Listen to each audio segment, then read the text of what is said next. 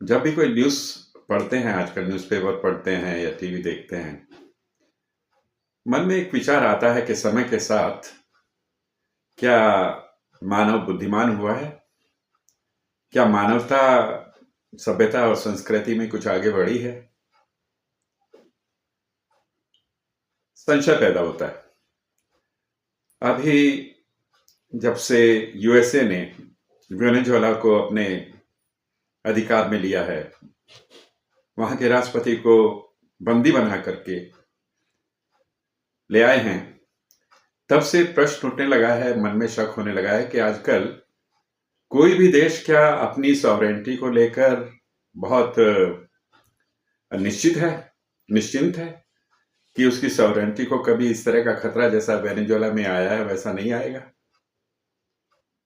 एक जो established order था, वर्ल्ड ऑर्डर, शांति का, विश्वास का, और एक इंटरनेशनल लॉ था कि कोई किसी की संप्रभुता को, किसी देश की अखंडता, अस्मिता को चोट नहीं पहुंचाएगा, वो तो टूट गया,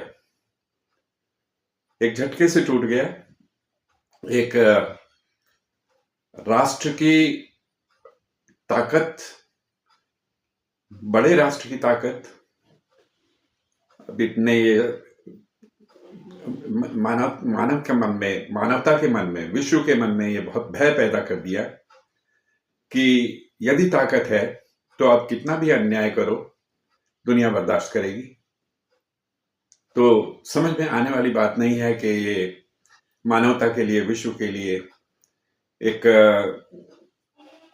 खतरे की घंटी इसलिए क्योंकि वैसे तो कभी शांति, इवन प्रथम युद्ध 1914 और 1918 के बीच और दूसरा विश्व युद्ध 1939 और 45 के बीच में, उसके बाद फिर यूएनओ का स्थापित होना, ये लगता था कि अब जो है मानवता को समझ आ गई है कि विश्व में यदि युद्ध होता है तो उसके बहुत अच्छे फायदे नहीं होंगे, उसके बहुत गंभीर परिणाम निकलेंगे, मानव को झेलना पड़ेगा, दुख झेलने पड़ेंगे, आर्थिक नुकसान होगा, बाकी सब तरह के नुकसान होंगे। तो उम्मीद बनी थी कि जो अब वर्ल्ड ऑर्डर शुरू होगा वो शायद मानवता के लिए, विश्व के लिए कल्याणकारी होगा, अच्छा होगा, लेकिन ऐसा हुआ नहीं। शुरू से ही पहले तो कोल्ड वार हुई, शीत युद्ध चला दो महाशक्तियों के बीच, यूएसएसआर और अमेरिका, यूएसए के बीच। एक तरह का बाइपोलर वर्ल्ड था, आधी दुनिया एक तरफ तो आधी दुनिया एक तरफ, तो एक तरह का संतुलन बनाने की कोशिश की गई। चलो, एक का डर दूसरे में, दूसरे का डर दूसरे में, और बैलेंस ऑफ पावर वो चल रहा था। तमाम कोशिशों के बावजूद ये यूएसएसआर किन्हीं कारणों से, उसमें उसके पीछे पश्चिम के देश भी थे यूएसएसआर को तोड़ने में, और कुछ अंतर्निहित द्वंद्व भी रहे होंगे, दोष भी रहे होंगे, जिससे यूएसएसआर टूटा। और उसके बाद जो है सिंगल पावर वर्ल्ड बन गया। वो एक ही देश के हाथ में सारी ताकत आ गई और वही दुनिया को गाइड करने लगा, निर्देश करने लगा, कंट्रोल करने लगा। लेकिन बात यही खत्म नहीं हुई। उसका मतलब जितना पावरफुल हुआ, जितना बढ़ा, उतना ही उसका लालच बढ़ता गया। और समय के साथ जो है सिंगुलर वर्ल्ड तो रहा नहीं, क्योंकि बाकी देश भी आगे बढ़ रहे थे। चाइना है, रशिया है, बाकी दूसरे देश हैं, वो तरक्की कर रहे थे। अब सिंगल भी नहीं रह गया था पोलर वर्ल्ड, एक ध्रुवीय सत्ता भी नहीं रह गई थी, मल्टीपोलर वर्ल्ड हो गया, बहुत सारे ध्रुव बन गए ताकत के। तो उसमें अब दिक्कत हुई, अमेरिका को दिक्कत हुई कि भाई इनसे कैसे जो है निपटा जाए। तो उसकी महत्वाकांक्षा, और फिर उसके ऊपर शीर्ष पर बैठा डोनाल्ड ट्रंप जैसा व्यक्ति, जिसका ना कोई नियम ना धर्म, वो तो जैसे क्या कहें उसको, एनीवे। तो वेनेजुएला में क्योंकि वहाँ की जो करेंसी है डॉलर, उसका जो है एकाधिकार विश्व अर्थव्यवस्था पर वो थोड़ा ढीला पड़ता जा रहा था और पड़ता चला गया। रूबल के चलते, और आपसी जो लेन देन है, व्यापार जो है वो आपसी करेंसियों में चलते, डॉलर को लगने लगा कि अब जो है उसका एकाधिकार नहीं रह जाएगा। तो एकाधिकार उसके समाज पे दोष भी पड़े। यूएसए में, अमेरिका में ऐसा नहीं है कि बहुत अमीर हैं लोग बाग, वहां भी सड़कों पर लोग हैं, लोग गाड़ियों में रह रहे हैं, गाड़ियां बना बना के रह रहे हैं, उसी में रात दिन बिताते हैं। घर की समस्या है, लोन्स की समस्या है, रिपेमेंट की समस्या है, बहुत सारी समस्याएं हैं, ऐसी समस्याएं जैसे किसी भी गरीब देश में होती है। तो ये मानना कि अमेरिका कोई बहुत शक्तिशाली, मजबूत और सभी सुखी है, ऐसा नहीं है।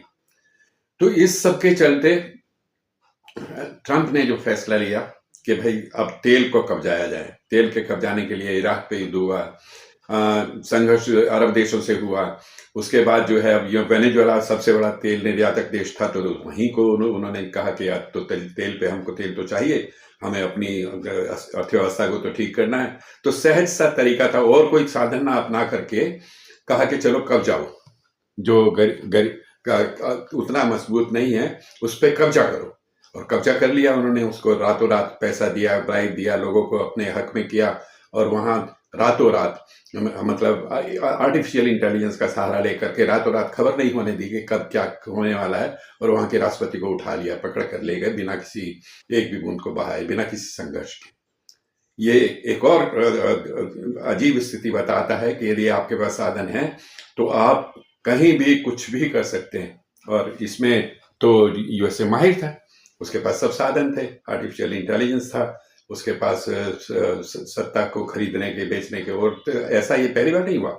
इस तरह के तो काम तो वो हमेशा से करता रहा है, रिजीम चेंज का, कभी नेपाल में, कभी बांग्लादेश में, कभी इधर कभी उधर, उसकी वो रही है।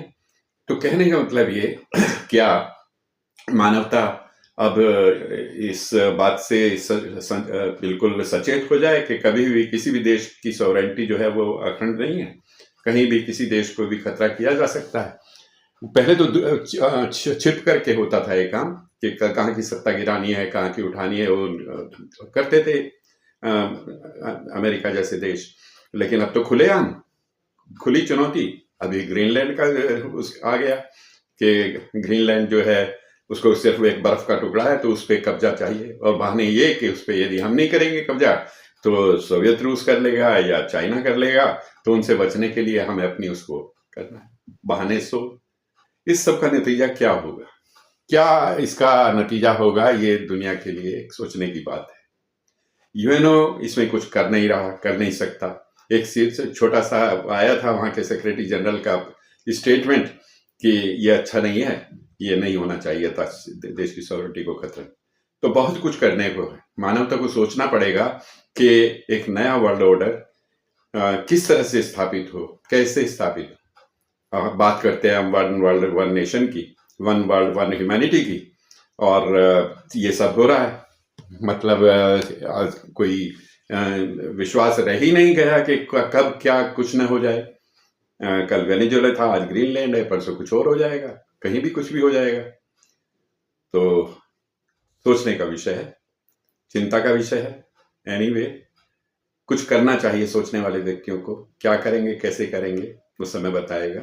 Anyway, thank you very much, so nice of you, all the best, thank you.